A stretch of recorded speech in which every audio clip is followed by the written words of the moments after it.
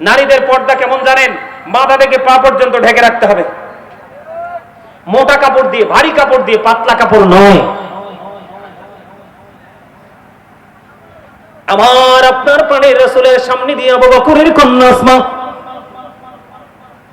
হেঁটে চলে যায়। আমার নবীজি তাকিয়ে দেখে মুখটা ঘুরিয়ে নিলেন। আমার প্রাণের রাসূলের পবিত্র চেহারা মোবারক তিনি উল্টো দিকে ঘুরিয়ে নিলেন। কেন কেন? ইয়া রাসূলুল্লাহ, ইয়া হাবিবাল্লাহ, ইসলামের প্রথম খলিফা হযরত আবু বকর। কিন্তু সেই আবু বকরের কন্যা, আপনারা জানেন কিনা জানি না, আপনার আমার প্রাণের রাসূল তিনি কি করলেন? মসজিদ থেকে এক হাতে ধরলেন আবু বকরকে, আর এক হাতে ধরলেন হযরত ওমর। এই দুজনকে ধরে হাঁটছেন আর বলছেন, আজকে আমি দুজনকে নিয়ে যেমনি ভাবে মসজিদে প্রবেশ করেছি, তোমরা দেখতে পাবে ওই কাল হাসরের দিন দুজনকে নিয়ে আমি এমনি ভাবে জান্নাতে ঢুকবো। আর সরে বলেন না সুবহানাল্লাহ। সেই আবু বকরের কন্যা আমার নবীজির চেহারা মোবারক উল্টো দিকে ঘুরিয়ে নিলেন। কেন কেন রে? তার কারণ হলো আমার রাসূল তার দিকে তাকাবে না। তার কারণ হলো ওই আসমার পরনে ছিল পাতলা কাপড়। জোরে জোরে কন্যা নাউজুবিল্লাহ। এখনকার মা বোনেরা পাতলা পরে না ভারী পরে? আরো জোরে বলেন। এটার জন্য পানিশমেন্ট নিতে হবে প্রত্যেকটা পুরুষকে, সাদা অন্তর্ভুক্ত হতে হবে প্রত্যেকটা পুরুষকে। কারণ মেয়েরা জন্মগ্রহণ করার পরে বাবার ঘরে বাবার কমান্ড মেনে চলতে হয়, বিয়ের পরে যায় স্বামীর ঘরে স্বামীর অর্ডার মেনে চলতে হয়। ঠিক কিনা বলেন? আরে বলে। তাহলে নারীরা যদি অপ্রতিরোধ হয়, এটার জন্য দায়ী প্রত্যেকটা ফ্যামিলির পুরুষ, প্রত্যেকটা বাবা, প্রত্যেকটা হাজবেন্ড। তোরা কই পাবি অমূল্য রতন, আমার মায়েরই মতো রে নাই দুরদি। বিজা জাগায় মায়ে শোয়া, শুকনা জাগায় আমায় রাইখা গো। ওসি কত কষ্ট করলেন মায়ে, আমার লালনার পালন রে নাই দরদি। বলেন তোরা কই পাবি অমূল্য রতন, আমার মায়েরই মতন রে নাই দরদি। সম্মানিত উপস্থিতি, যেটা বলতে চেয়েছিলাম, আল্লাহর হাবিব জাহান্নামে দেখেছে কি? ধনী মানুষ আর নারীর সংখ্যা বেশি। আর জান্নাতে দেখছে কি নসিব, গরিব মানুষ আর পুরুষ লোক বেশি। সুবহানাল্লাহ বলে। আর জুড়ে আর একটু মহব্বতে। মজা না? গরিবরা জান্নাতে বসবাস করার বয়স 500 বছর হয়ে যাবে, আর গরিব ধনীরা হিসাব নেওয়ার জন্য প্রস্তুতি নেবে। এখন আপনাদের এলাকায় ধনী মানুষ থাকলে অনেকে ভাবতে পারে যে হুজুরের ধনী লোকেদের সাথে কেন এত ঝগড়া বা শত্রুতা। আসলে সব ধনী মানুষ এক নয়। আমার জীবনে এমন ধনী দেখছি যাকে দেখলে শিক্ষার শেষ নেই। আল্লাহ আমাদেরকে সেই ধনী বানাক, জোরে কোন আমিন। আমার ছোট্ট একটা টপিক বাকি আছে, সেটা হলো মা বোনেরা। কারণ নারী হচ্ছে সম্মানী, ঠিক কিনা বলেন? তাদেরকে শিক্ষা দেওয়া আমাদের জন্য বড় দরকার। নারীদের পর্দা কেমন জানেন? মাথা থেকে পা পর্যন্ত ঢেকে রাখতে হবে, মোটা কাপড় দিয়ে, ভারী কাপড় দিয়ে, পাতলা কাপড় নয়। আমার আপনার প্রাণের রাসূলের সামনে দিয়ে আবু বকরের কন্যা আসমা হেঁটে চলে যায়। আমার নবীজি তাকিয়ে দেখে মুখটা ঘুরিয়ে নিলেন। আমার প্রাণের রাসূলের পবিত্র চেহারা মোবারক তিনি উল্টো দিকে ঘুরিয়ে নিলেন। কেন কেন? ইয়া রাসূলুল্লাহ, ইয়া হাবিবাল্লাহ, ইসলামের প্রথম খলিফা হযরত আবু বকর। কিন্তু সেই আবু বকরের কন্যা, আপনারা জানেন কিনা জানি না, আপনার আমার প্রাণের রাসূল তিনি কি করলেন? মসজিদ থেকে এক হাতে ধরলেন আবু বকরকে, আর এক হাতে ধরলেন হযরত ওমর। এই দুজনকে ধরে হাঁটছেন আর বলছেন, আজকে আমি দুজনকে নিয়ে যেমনি ভাবে মসজিদে প্রবেশ করেছি, তোমরা দেখতে পাবে ওই কাল হাসরের দিন দুজনকে নিয়ে আমি এমনি ভাবে জান্নাতে ঢুকবো। আর সরে বলেন না সুবহানাল্লাহ। সেই আবু বকরের কন্যা আমার নবীজির চেহারা মোবারক উল্টো দিকে ঘুরিয়ে নিলেন। কেন কেন রে? তার কারণ হলো আমার রাসূল তার দিকে তাকাবে না, তার কারণ হলো ওই আসমার পরনে ছিল পাতলা কাপড়। জোরে জোরে কন্যা নাউজুবিল্লাহ। এখনকার মা বোনেরা পাতলা পরে না ভারী পরে? আরো জোরে বলেন। এটার জন্য পানিশমেন্ট নিতে হবে প্রত্যেকটা পুরুষকে, সাজার অন্তর্ভুক্ত হতে হবে প্রত্যেকটা পুরুষকে। কারণ মেয়েরা জন্মগ্রহণ করার পরে বাবার ঘরে বাবার কমান্ড মেনে চলতে হয়, বিয়ের পরে যায় স্বামীর ঘরে স্বামীর অর্ডার মেনে চলতে হয়, ঠিক কিনা বলেন? আরে বলে। তাহলে নারীরা যদি অপ্রতিরোধ হয়, এটার জন্য দায়ী প্রত্যেকটা ফ্যামিলির পুরুষ, প্রত্যেকটা বাবা, প্রত্যেকটা হাজবেন্ড। কথা কি বুঝে আসছে? আরো যারা বলেন আসছে কিনা? মনে রাখবেন, যেই পুরুষের স্ত্রী বেপরদা, ইসলামের আইনের বাইরে পথ চলে, সেই স্বামী যতই আল্লাহ হচ্ছে আল্লাহ পর্যন্ত পৌঁছাতে পারবে না। জোরে বলেন নাউজুবিল্লাহ। আরো জোরে বলেন নাউজুবিল্লাহ। আমার রাসূল বলে দিলেন, যেই নারী পোশাক পরার পরেও তার অঙ্গ দেখা যায়, যেই নারী পোশাক পরার পরেও তার শরীর দেখা যায়, সেই নারী হলো উলঙ্গিনী ল্যাংটা নারী। জোরে জোরে কন্যা নাউজুবিল্লাহ। আল্লাহ রাসূল বলেছেন, নারীরা হলো গোপনীয় জীব, তারা ফুটন্ত ফুলের মতো। নারীরা হলো গোপনীয় জীব, তারা পর্দার অন্তরালে থাকবে, তারা পর্দার অন্তরালে থাকবে। তারা যখন মোটা কাপড় ছেড়ে দিবে, ফ্যাশনেবল পোশাক পরবে, অবন্ধ পাতলা পোশাক পরবে, যেই পোশাক পরে হিন্দু খ্রিস্টান বৌদ্ধ ইহুদি নাসারারা, যেটা পরার পরে তাদের অঙ্গ দেখা যায়। আপনাকে মনে রাখতে হবে, আল্লাহ বলেছেন উইদ্দাত লিল কাফিরিন, কাফিরদের জন্য বরাদ্দ করেছেন আবার আল্লাহ জাহান্নাম। উইদ্দাত লিল মুত্তাকিন, মুত্তাকিনদের জন্য আল্লাহ বরাদ্দ করেছে জান্নাত। আপনি তো মুত্তাকি হবেন, আপনি ইমানদার হবেন, আপনি ফরেজগার হবেন, আপনি আবেদা হবেন, সালেহ হবেন, মাওখাতুল জান্নাত ফাতেমার নেতৃত্বে আপনি জান্নাতে যাবেন। তাহলে আপনাকে মনে রাখতে হবে, পাতলা পোশাক পরা যাবে না, কারণ পাতলা পোশাক পরা নারীদের জন্য হারাম। জোরে জোরে কন্যা নাউজুবিল্লাহ। কয়টা নারী চাকরি করে দুনিয়ায়? ম্যাক্সিমাম নারী শাড়ির পকেট থেকে নিয়ে কাপড় কিনে দেন। কেনা বলেন? দেন কেন? বিবি কি কাপড় করে আপনি দেখেন না? আমার পরিবার কিন্তু জয়েন্ট পরিবার, আমার ফ্যামিলি জয়েন্ট ফ্যামিলি। আমার ফ্যামিলির জুতা থেকে মাথার ওড়না পর্যন্ত আমি কিনি। আলহামদুলিল্লাহ বলবেন না? মা বলেন, ওয়াইফ বলেন, বোন বলেন, ভাবি বলেন, যেই বলেন নারী সদস্য, ঈদে হোক নরমালি হোক, সবার কাপড় আমি কিনি। যেটা এনে দিব সেটা আলহামদুলিল্লাহ বলবো না। আলহামদুলিল্লাহ বলবেন না? কোনো ধরনের কোনো কি নাই, নেগেটিভ কমেন্টস নাই। আপনি আমার মতো হয়ে যান। কথা বলেন না কেন? আমার সামনে আছে তো আমার লোক, জিজ্ঞেস করেন। আমি প্রয়োজনে জুতা পায়ে না লাগলে 4 বার আমি মার্কেটে যাব, 5 বার যাব, তারপরও নারী নিয়ে বের হবে না। বলে হুজুর, নারীরা কি 4 পায়া জন্তুর মতো? না না। কেন হবে রে? তোমার ঘুরতে মনে চায়, বাবাকে নিয়ে বের হয়ে যাও। তোমার ঘুরতে মনে চায়, বিয়ে হয়েছে, স্বামীকে নিয়ে বের হয়ে যাও। তোমার স্বামী নাই, উপযুক্ত বুঝের ছেলে আছে, তোমার ওদরের সন্তান আছে, তুমি তোমার সন্তান নিয়ে ঘুরতে বের হয়ে যাও। তুমি পায়ের পাতা দেখাতে পারবে, হাতের তালু একটা এদিক তাকান নারীরা, হাতের তালুটা দেখাতে পারবে, পায়ের তালুটা দেখাতে পারবে, কিন্তু বিশেষ কারণে মুখমণ্ডল দেখাতে পারবে, আর বাকি সব সময় তারা তাদের অঙ্গ ঢেকে রাখতে হবে। জোরে জোরে বলুন না আলহামদুলিল্লাহ। নারীদের মর্যাদা আছে না নাই? এর ঢাকতে হবে কি দিয়ে? পোশাক দিয়ে। আরো জোরে বলেন। নারীরা গোপনীয় জীব, তারা গোপন থাকবে।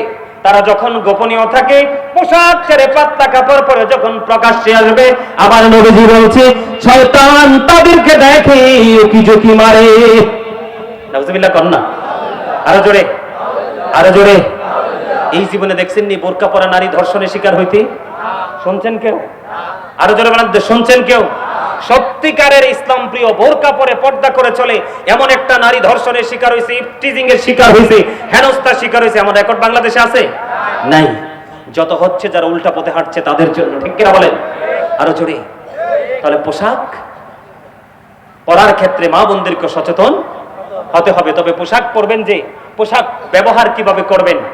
এই আজকে মিঞ্জির তোলার আমার মা বোনদেরকে বলে যাই, আমার রাসূল বলেছে যাদের স্বামী কাছে নাই, ও বোন তোমরা কখনোই ভালোভাবে সাজগোজ করিও না, নতুন জামা পরিও না, কারণ তোমার রূপ এবং সৌন্দর্য দেখার একমাত্র মালিক হলো তোমার প্রাণের স্বামী। যাদের স্বামী বিদেশে, লাল নীল পোশাক পরে, ঠোঁটে লিপস্টিক দিয়ে, পায়ে আলতা লাগাইয়া, পেন্সিল শু পরে আপনি যখন শপিং কমপ্লেক্সে যাবেন, অন্য নষ্ট পুরুষের দৃষ্টির ভিতরে চলে আসবেন, ঠিক কিনা বলেন? পুরুষের মন মানসিকতা নষ্ট হবে, আপনি ওই আপনার ইজ্জত চলে যাওয়ার সম্ভাবনা থাকবে। শুধু কিসের কারণে? পোশাকের কারণে। কিসের কারণে? আরো যারা বলেন কিসের কারণে? পোশাকের কারণে। তাহলে পোশাকের সৎ ব্যবহার করতে হবে কি হবে না? আরো যারা বলেন এটার দায়িত্ব নিতে হবে কাকে? বাবা মা বলে কথা নেই, পুরুষকে। হতে পারে ভাই, হতে পারে বাবা, হতে পারে চাচা, হতে পারে জাটা, যে কোনো পুরুষ সংসারে দায়িত্বে থাকবে, যে যার নেতৃত্ব দিবে তাকে দায়িত্ব নিতে হবে, ঠিক কিনা বলেন? আরো জোরে কথা বুঝতে পারছেন?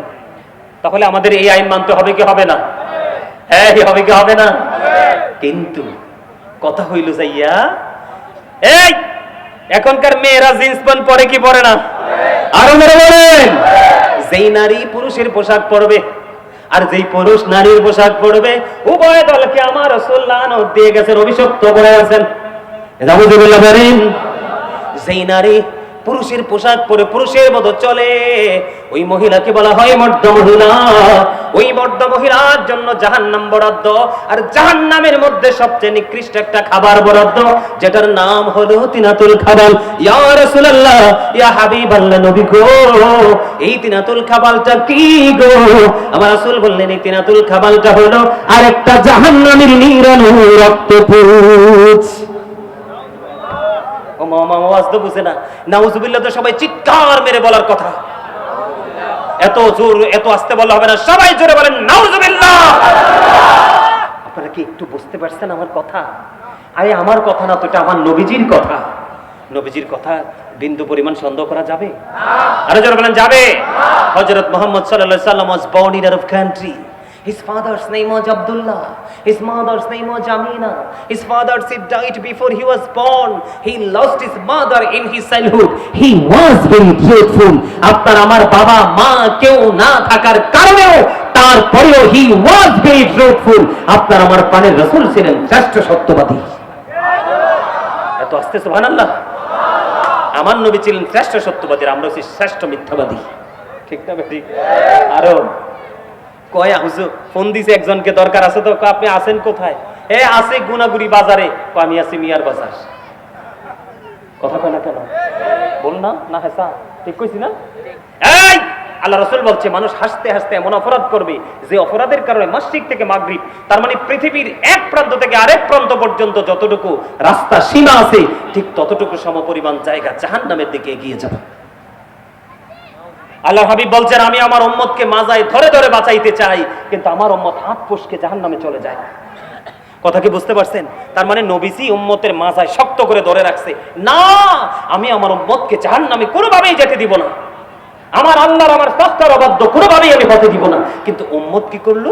রাসূলকে ওভারটেক করে তার নিজের মতো করে রাস্তা তৈরি করে হাঁটলো। আমার নবীজি বলতেছে তুমি শেষ পর্যন্ত গিয়ে দেখবা অবর্ণনীয় কষ্টের জায়গা জাহান্নাম তোমার জন্য ঠিকানা হয়ে আছে। আর আমার নবীজি যেইভাবে শক্ত করে হাতে ধরেছে, সেই হাতের মুষ্টির মধ্যে তুমি থাকো, আস্তে আস্তে যেতে যেতে তুমি দেখবা তোমার শেষ গন্তব্য হলো ভেরি গুড প্লেস, যেটাকে বলা হয় ইংলিশে প্যারাডাইস, জান্নাত। অবস্থরে বলেন না সুবহানাল্লাহ। আরো জোরে, আরেকটু মহব্বতে, আরো জোরে। তাহলে নারী এবং পুরুষ উভয়কে পোশাকের সঠিক ব্যবহার করতে হবে। কোন পোশাকটা করা ফরজ আর কোনটা পরা হারাম, সেগুলো আমাদেরকে আইডেন্টিফাই করতে হবে। তাহলে আমরা হব সত্যিকারের মুসলমান। কথা বুঝতে পেরেছেন? মা বোনকে কি কিনে দিবেন? মা বোনেরা কি করতে পারবে না? স্বামী কাছে না থাকলে সাজতে পারবে না। আর আপনারা যারা আছেন বাবারা, তাদেরকেও বলি যে যেই নারীর স্বামী বাড়ি নাই, আপনিও কিন্তু সেই নারীর সীমানায় পাড়া দিয়েন না। এটা আমার কথা নয়, আমার রাসূলের কথা। এই পুরুষের জন্য শর্ত কি? যার স্বামী বা যেই মেয়ের অভিভাবক পুরুষ বাড়িতে নাই, সেই সীমানায় আমি কদম দিব না। আর যেই নারীর স্বামী বাড়িতে নাই, সেই নারীরও মনে রাখতে হবে আমি উত্তম সাজে সাজবো না, আমার বাড়িতে কোনো অজুহাতে কোনো বেগানা পুরুষকে আমি এলাও করব না। তার কারণ আল্লাহ রাসূল বলেছেন, যেখানে বেগানা একজন নারী থাকে আরেকজন বেগানা পুরুষ থাকে, এখানে থার্ড পারসন থাকে শয়তান। জোরে কান নাউজুবিল্লাহ, আরো জোরে বলেন নাউজুবিল্লাহ, আরো জোরে। তাহলে এই কাজ থেকে আল্লাহ যেন আমাদেরকে বাঁচায় রাখে, সকলে বলেন আমিন। বাঁচতে চেষ্টা করবেন তো, আমার ওয়াজ মনে রাখবেন তো। আপনাদেরকে বলবো বেশি বেশি করে যুবক ভাইয়েরা, বাবারা, আগামী দিন থেকে ছোট্ট ওয়াজ করে যাই, যেহেতু কালকে জমা পড়বেন, এটা একটু বলে যাই। আমাদের বিরক্ত হচ্ছেন না তো? আমি 12টার মধ্যে মোনাজাত দিয়ে দেওয়ার কথা ছিল, 12টার মধ্যে মোনাজাত দিয়ে দেওয়ার কথা ছিল। লং টাইম হয়ে গেছে আমার আলোচনা। আমি ভাবছিলাম আজকে 1 ঘন্টা আলোচনা করে চলে যাব। যেহেতু আপনারা সবাই এসেছেন, আমার মাহফিলের একটা ধরন আছে, যেখানে যাই আমার মাহফিলের একটা ধরন হলো আমি খালি মাঠে ওয়াজ শুরু করব, কিন্তু শেষ সময় ফিল হয়ে যাবে। আলহামদুলিল্লাহ বলেন না? কারণ আমি এখানে শুটিং করার জন্য আসিনি, সত্যিকার অর্থে আপনাদেরকে টিচিং দিতে এসেছি। আমার আল্লাহ জানে আর আমি জানি। এই জন্য পাগলগুলোকে আমার আল্লাহ ঘর থেকে বের করে দিয়েছে, এই যা না কেন, আমার পাগল তো কুমিল্লা থেকে আসছে, তার কাছ থেকে কিছু নিয়ে আসো। দেখছেন মাঠটা ফাঁকা হয়ে গেছিল না? কিন্তু আমার বিশ্বাস ছিল যে একটা সময় মানুষগুলো ছুটে আসবে পাগল হয়ে। সেই আত্মবিশ্বাসটাকে আল্লাহ কবুল করে নিয়েছে। সকলে বলুন আমিন, সকলে বলুন আমিন, আরো জোরে বলুন আমিন। প্রয়োজনে পিছনের কাপড়টা খুলে দেন অথবা উঠিয়ে দেন, আর কিন্তু সামনে আসতে পারবে না, গরম তো প্রচুর। আর যদি বলি এটা জুলুম হবে, কারণ তারা এমনিতেই গরমের মধ্যে আছে না? আপনারা ভুল করছেন তো। আমি গত প্রোগ্রামে দেখেছি পুরো প্যান্ডেলে ওরা মাহফিল কমিটি ফ্যান দিয়ে দিয়েছে। মাহফিল কমিটি তো আমাকে ছাড়তেই যাইতেছে না। শ্রোতারা তো বলতেছে হুজুর চলতে থাকো কন্টিনিউয়াসলি, কিন্তু আমারও তো আসছি, আবার যাইতে হবে, আবার ডিউটি করতে হবে, জুমা পড়তে হবে, আবার রাতের বেলা প্রোগ্রাম করতে হবে, আমারও তো ডিউটি শেষ নাই। এদিক তাকান। যেহেতু পোশাক নিয়ে কথা বলছি, আগামী দিন যেহেতু জুম্মা পড়বেন, একটু গভীরভাবে শোনেন। আল্লাহ রাসূল বলেছেন অল জুমআতু ইলাল জুমআ, হাদিসের ছোট্ট একটা অংশ বিশেষ। এক জুমা থেকে আরেক জুমা যদি আপনি সঠিকভাবে কাজ করতে পারেন এবং কবিরা গুনাহ থেকে বেঁচে থাকতে পারেন, তাহলে এক জুমা থেকে আরেক জুমা পর্যন্ত মাঝখানে সবগুলোর কাফারা হয়ে যাবে দুই দিকের জুম্মার কারণে। জোরে কোন সুবহানাল্লাহ। এই জুমার নামাজ পড়ার পরেও মুসল্লির তালিকায় আসে না। অনেক মুসল্লি আছে বাংলাদেশে যারা বিশেষ করে কমার্শিয়াল। বলবো তারা কারা? বলবো? এগুলো রেকর্ড করে রাখেন। মোবাইলে রেকর্ড না, মোবাইল যে কোনো সময় হারিয়ে যেতে পারে, করেন সমস্যা নেই, আপনি ভয় পাইেন না, কিন্তু রেকর্ড দিতে হবে কোথায়? মেমোরিতে, যেটা চিরস্থায়ী মেমোরি, যেটা পৃথিবীর শ্রেষ্ঠ মেমোরি আল্লাহ যে দিয়ে আমাদেরকে পাঠিয়েছে। ঠিক কিনা বলেন? একদম গভীরভাবে খেয়াল করেন। জুম্মার দিনে অনেকে মুসল্লির তালিকায় আসে না, অথচ জুম্মার দিন হলো সাইয়্যিদুল আইয়াম, শ্রেষ্ঠ দিন জুম্মার দিন, যেটা ঈদুল ফিতর এবং ঈদুল আজহা, রোজার ঈদ, কুরবানির ঈদের দিনের চাইতে দামি হলো জুম্মার দিন। কারণ এটা মুমিনের ঈদের দিন, গরিবের হজের দিন, দোয়া কবুলের দিন। আমিন বলেন। এই জুম্মার দিনে অনেকে মুসল্লি হতে পারে না, নাউজুবিল্লাহ বলেন। যারা কারা? যখন ইমাম সাহেব এই খুতবাটা নিয়ে, কি নিয়ে খেয়াল করেন, খুতবাটা নিয়ে যখন সে হুজরা থেকে মসজিদের দিকে বের হয়, অথবা তিনি মসজিদে সুন্নাত নামাজগুলো পড়ে উনি ওনার মিম্বারের দিকে যখন খুতবাটা নিয়ে রওনা হয়, ঠিক তখনই যেই মুসল্লিগুলো আসে, তখন তাদের নাম আর শুক্রবারের জুম্মার মুসল্লির তালিকায় তার নামটা আর আসে না। দুঃখজনক হলেও সত্য। আপনার হাজিরা খাতায় নাম না থাকলে আপনি কি ক্লাসের স্টুডেন্ট? কথা বলেন। আপনি সেই শ্রেণী কক্ষে যে অ্যাটেন্ডেন্স শিট কি আপনার আছে? নাই। বলে হুজুর কেন? বন্ধুরে আমার এই কারণে, যখন খতিব সাহেব খুতবা নিয়ে মিম্বরের দিকে রওনা হয়ে যায় অথবা মিম্বরে দাঁড়িয়ে যায়, তিনি খুতবা দিতে থাকবে, ঠিক তখনই আজকে যে মসজিদের দরজায় যে ফেরেশতারা দাঁড়িয়ে আছে 1 2 3 4 করে রোল নাম্বার অনুযায়ী মুসল্লির তালিকা করবে, ওই মুসল্লির তালিকা করনেওয়ালা ফেরেশতারা যখন ওই খতিব সাহেব খুতবা দেওয়ার জন্য, খুতবা যখন তিনি বিসমিল্লাহ করে দাঁড়িয়ে যাবে খুতবা দেওয়ার জন্য, ঠিক তখনই কি হয়ে যাবে, ওই ফেরেশতারা তাদের নোটবুক বন্ধ করে খতিব সাহেবের খুতবা শোনার জন্য দাঁড়িয়ে যায়, আর তখনই অসংখ্য হতভাগা মুসল্লি চলে আসে। কিন্তু এটা কোনো অজুহাত না, আরে কোনো কাজে না, সে অজুহাতে। কথা বলেন। আসলে তার কোনো কাজ নেই, কিন্তু একটা অজুহাতে। আর যেই ব্যক্তি ফার্স্ট টাইমে আসবে, মজার খবর শেষ করে দিচ্ছি, বিরক্ত হয়েন না। মজার খবর যে সবার আগে আসবে, জুমার দিনে অন্য দিনের চাইতে উত্তম রূপে গোসল করবে, সবচেয়ে দামি পাঞ্জাবি আলমিরা থেকে নামাইয়া পড়বে, এবং ঘরের মধ্যে আপনার কিসের মতো, জাদুঘরের মতো বিভিন্ন আইটেমের আতর রাখতে না পারলে একটা আতরের কৌটা আছে, আতরটা সুগন্ধিযুক্ত আতরটা লাগাবে, লাগায়া সবার আগে হেঁটে হেঁটে আল্লাহর ঘর ওই বাইতুল্লাহর দিকে চলে আসবে, ছুটে আসবে রে। এসে সবার আগে তিনি মসজিদের সামনের কাতারে এসে বসে গেল। আর নামাজ যখন শেষ হয়ে গেল, সবার পরে তিনি মসজিদ থেকে বের হয়ে বাড়ির দিকে রওনা দিল। আল্লাহর হাবিব বললেন, ও আমার পাগল উম্মত, আল্লাহর প্রিয় বান্দারে, তোমার জন্য প্রেমময় খবর তুমি শুনে রাখো।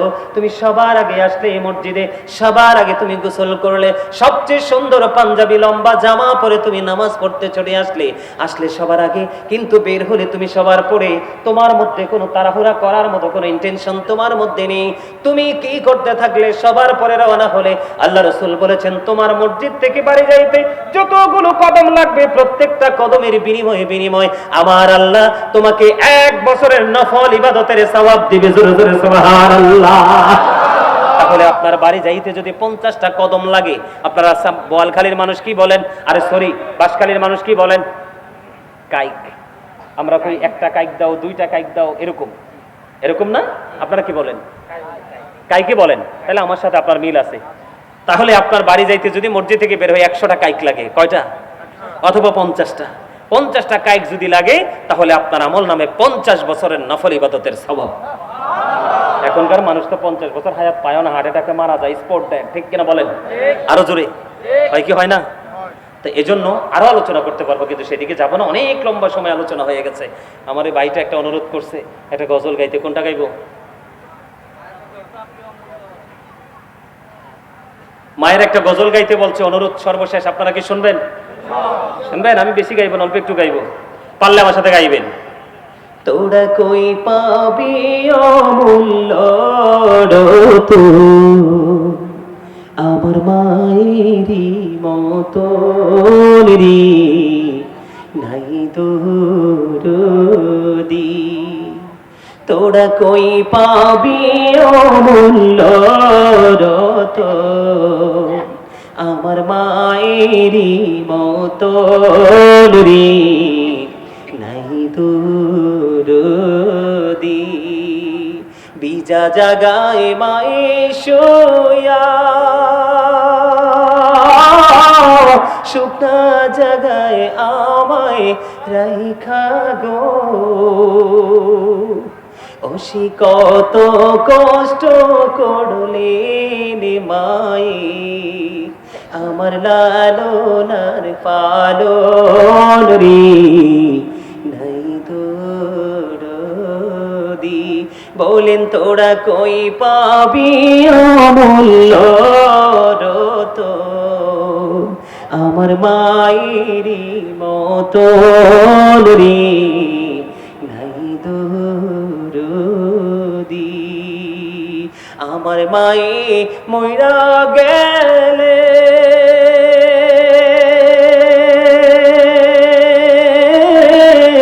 আমি কাকে ডাকিব মা মা বলে, মা